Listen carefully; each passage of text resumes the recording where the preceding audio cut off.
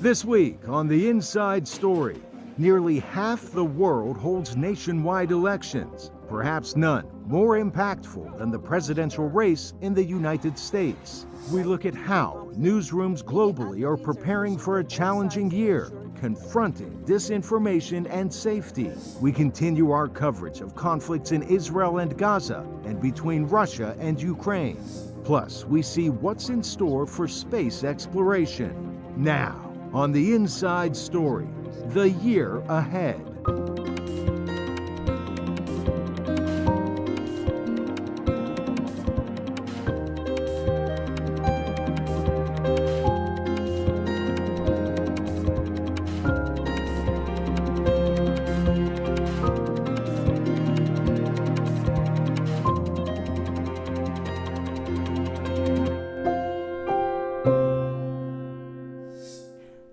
I'm Catherine Gibson, VOA's congressional correspondent, and today we're going to take this opportunity to look at what's coming in the year ahead and look back at how we got here.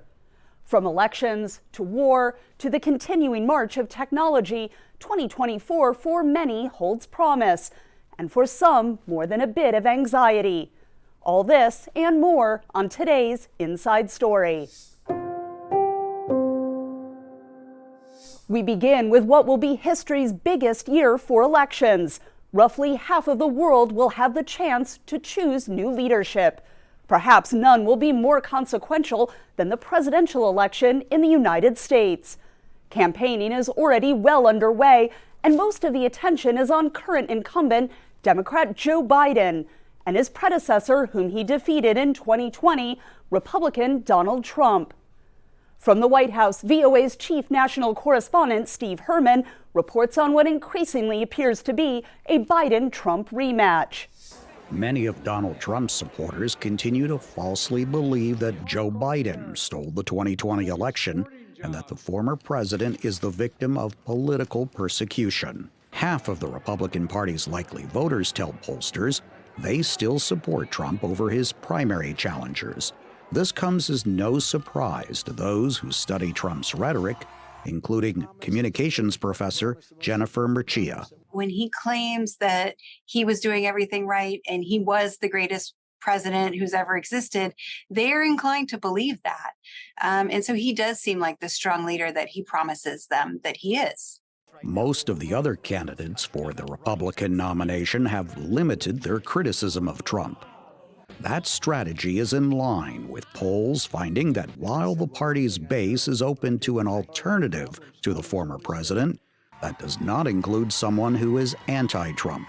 Republican presidential contender Nikki Haley was Trump's ambassador to the United Nations. What we need in a president is someone who knows the difference between good and evil, who knows the difference between right and wrong. President Biden faces only token opposition from other Democrats and is campaigning largely on his economic record. We've created 14 million new jobs, including 800,000 manufacturing jobs. And the unemployment rate has stayed below 4% for the longest stretch in over 50 years. And wages for working families have gone up while inflation has come down 65%.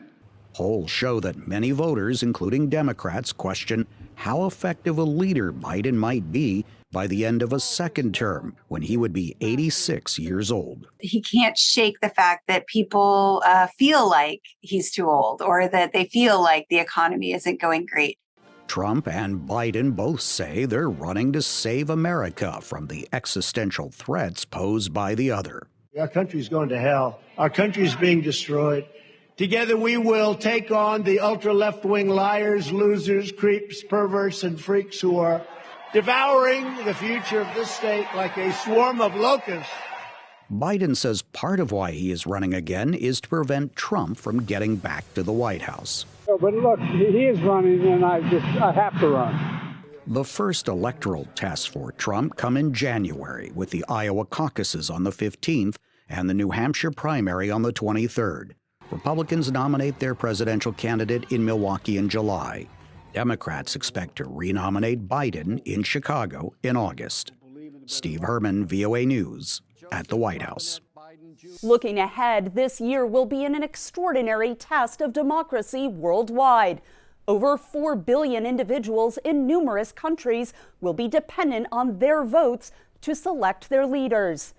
According to our correspondent Henry Ridgewell, the outcome of their choices this year will shape the global outlook for years to come. Sheikh Hasina won a 5th term as Prime Minister of Bangladesh, the first in a series of major elections across the world this year. Taiwan will hold its presidential election on January 13th. China's threat to retake the island by force looms over the vote. We are not only choosing Taiwan's future leaders to decide on the country's future, but also deciding on the peace and stability of the Indo-Pacific region. Is that right? Indonesia is set to choose a new president next month to rule the nation of 277 million people, making it one of the world's biggest votes held on a single day. Pakistan will hold parliamentary elections in February, where opposition leader and former Prime Minister Imran Khan remains jailed on charges of leaking state secrets, which he denies. Russians will vote in presidential elections in March, and incumbent Vladimir Putin is all but certain to win. He has control of all of the administrative machinery required to make sure that a crushing vote in favor of him is delivered, and we get another 6 years of Putin up to at least 2030. India, the world's biggest democracy, will hold parliamentary elections between April and May, with the Bharatiya Janata or BJP party under Prime Minister Narendra Modi ahead in the polls. These are very significant elections because there are clearly two opinions in the country at the moment. One is that BJP is polarizing society on communal lines, and on the other hand, there is opinion that BJP is focusing more on national security. On June 2nd, Mexico is due to hold presidential elections, which could herald a new milestone. It is also a historic event because of the possibility that, for the first time, a woman will govern Mexico. The European Union is set to hold parliamentary elections in June, representing more than 500 million people, amid a resurgence in support for right-wing populist parties. Britain is scheduled to hold elections before the end of the year, with polls suggesting opposition Labour Party leader Keir Starmer is on course to end a tumultuous 14 years of Conservative rule. In the coming year, voters are set to wield their democratic power on an unprecedented scale, and the consequences will likely be felt for decades to come. Henry Ridgewell, VOA News, London. As we mentioned at the top of the show, more than 40 countries will hold elections this year, including the United States. Media watchdogs and groups warn of a challenging environment for journalists. VOA's Christina Caicedo-Smith examines some of the strategies news organizations are working on in 2024. Presidential elections in Argentina set the stage for what generative AI can do on a campaign trail. Javier Milei and his rival Sergio Massa use artificial intelligence technology to produce posters and videos to promote their campaigns and to try to discredit one another. The images brought confusion and public debate over how AI is used, experts argue. As Milei takes up his new role as president, more than 40 countries will hold elections, some pivotal, including Pakistan, Mexico, and the US. And newsrooms are preparing for what many say could be a challenging year for journalists. Press freedom is enshrined in the First Amendment, but we are experiencing a political moment where a lot of politicians seem to be questioning the value of an independent media and of journalism as an institution. The last U.S. presidential election year was one of the most violent for media in the U.S., with press watchdogs documenting assaults, arrests, and threats as Americans contended with the campaigns, a pandemic, and mass protests over racial injustice. With elections in 2024, the biggest challenges for media will be AI, disinformation, and safety. And that security is both in person, whether you're covering rallies or or things of that nature, candidate events. That has become a deeper issue. And then there is online security. Another concern for Moshavi and her team at the International Center for Journalists, or ICFJ, is artificial intelligence, which she says can trick even the savviest of voters. Generative AI, I should say, is rapidly changing the information ecosystem. And journalists are very concerned and worried about dealing with deep fakes, with misinformation, with disinformation. The ICFJ is working to ensure that journalists have the tools and support they need through its Disarming Disinformation initiative. We think it's imperative that every reporter, frankly, become a disinformation reporter. It's affecting every aspect of our lives. Reporters Without Borders has set up a database to track violations against media in the U.S. and provide an overview of conditions for media in different states. We are launching a project right now that's going to examine exactly how big those differences are and where they exist. So, for instance, if you are a reporter in California, how does that compare to your experience as a reporter in South Dakota? The State Press Freedom Index will examine factors like news deserts and pluralism of news outlets covering local issues, among other challenges. As the election campaign gets underway in the U.S., analysts say trust in media will be important. So I think that there is a deep correlation between trusting information and the power of disinformation. And I do think that all news organizations need to be centering trust. With an estimated 1.5 billion people, including 168 million here in the U.S., scheduled to vote in 2024, experts say that independent journalism will be key to supporting democracy. Cristina Caicedo Smith, VOA News.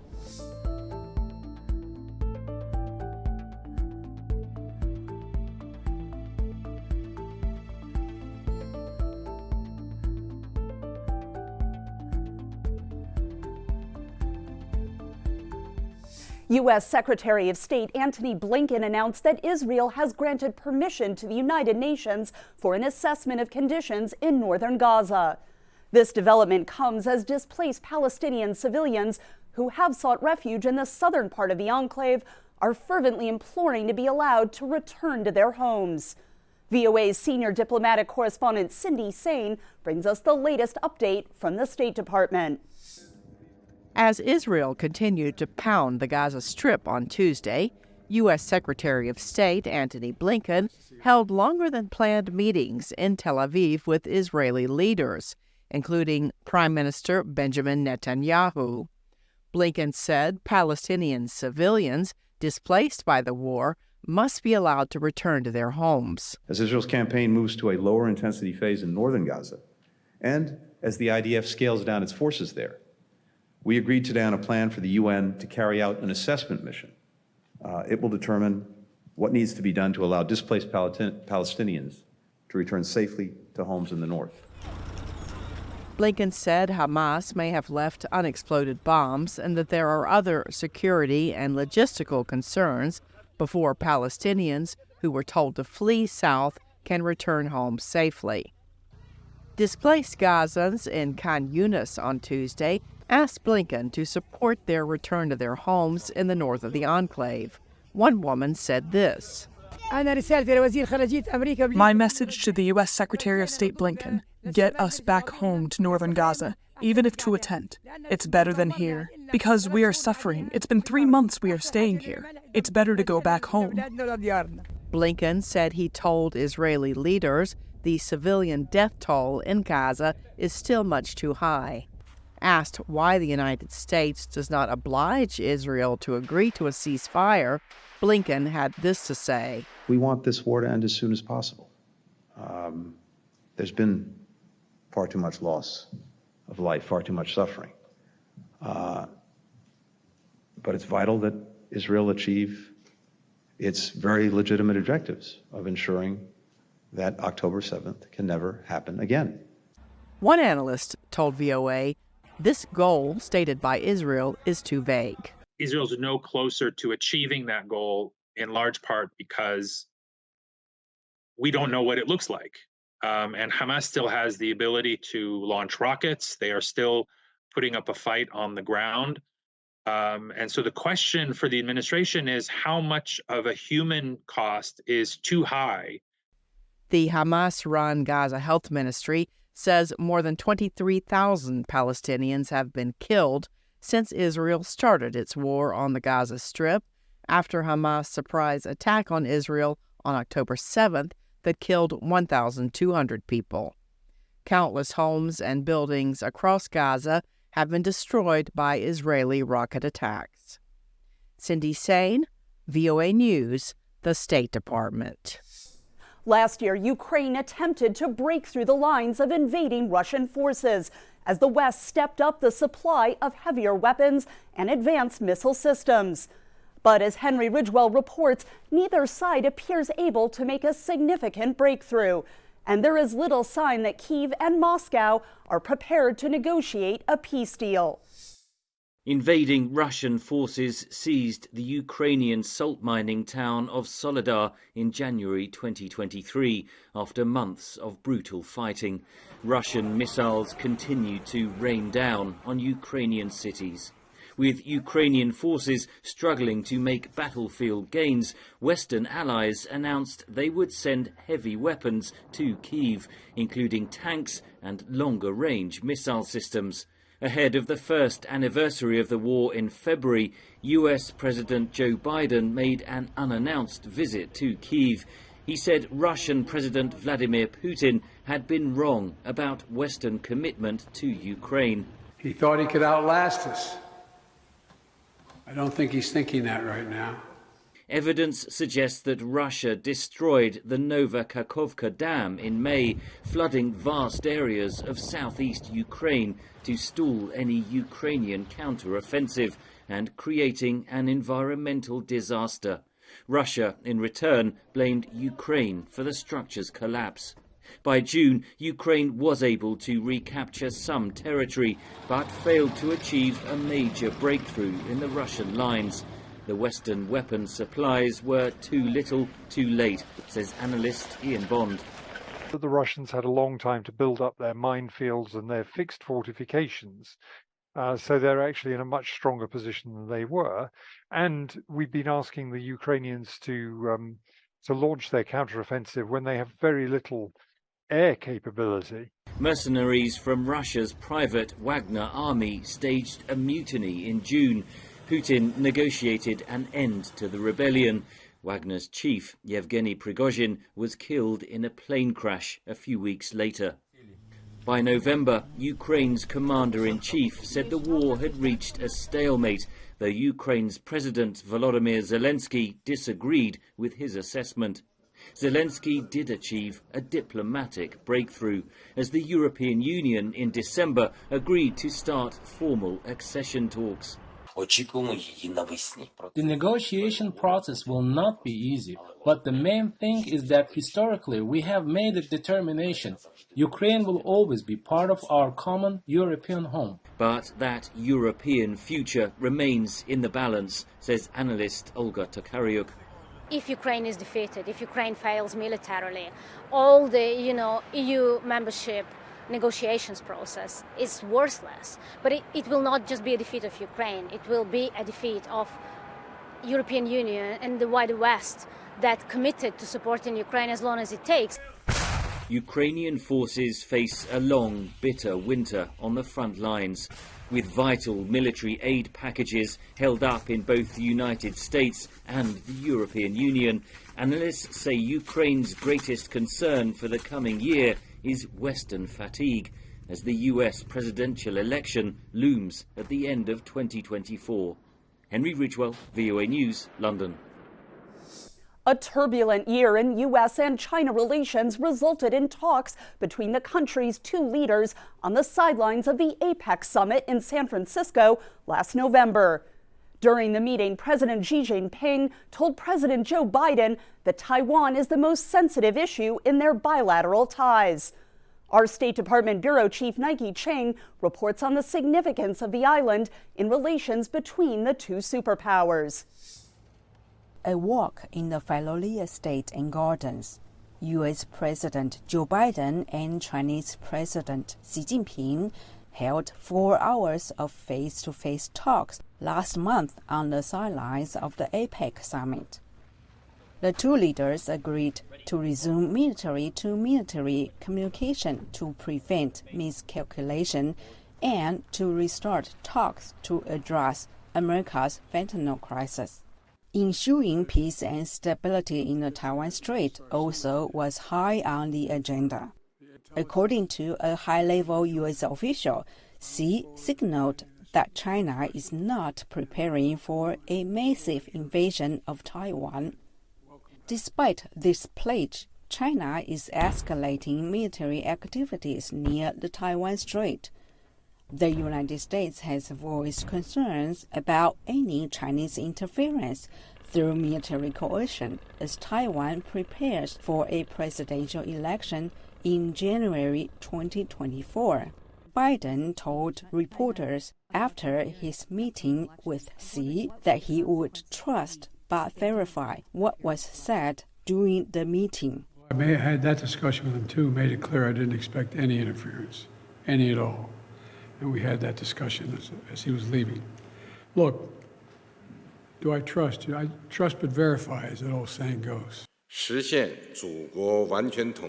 The Chinese Communist Party has never ruled Taiwan, but claims sovereignty over the self-governed democracy, which became home to the defeated nationalist Chinese leadership in 1949.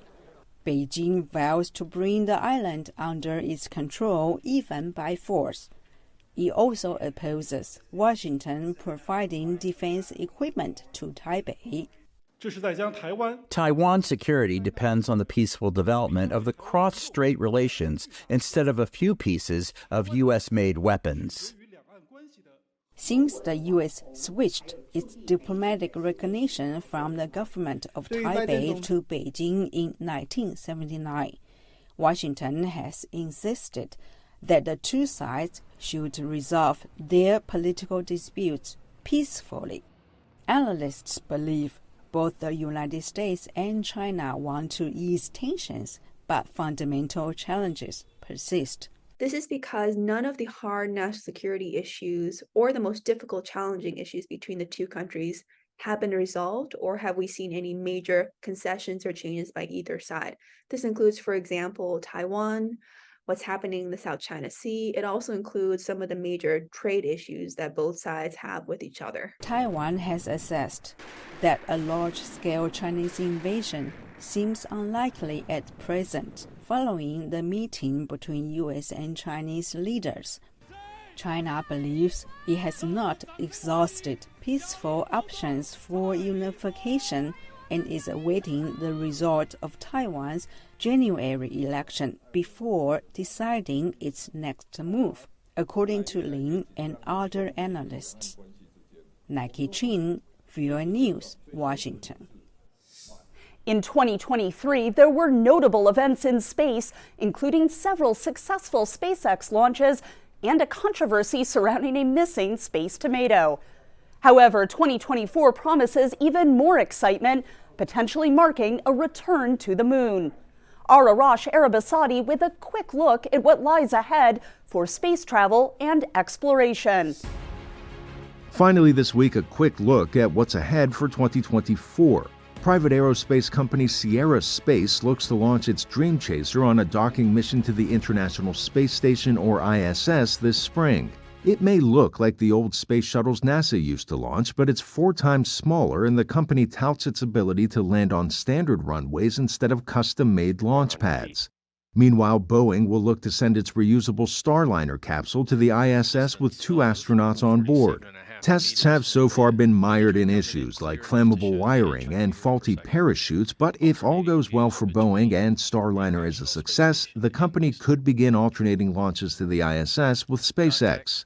Saving the best for last, NASA looks to send a crewed mission aboard the Orion capsule perched above its massive Space Launch System, or SLS, rocket on a trip around the moon. 4 astronauts will make the journey likely by year's end. Following the success of Artemis 1, Artemis 2 is the space agency's next step in returning astronauts to the moon for the first time in more than half a century. Arash Arabasadi, VOA News.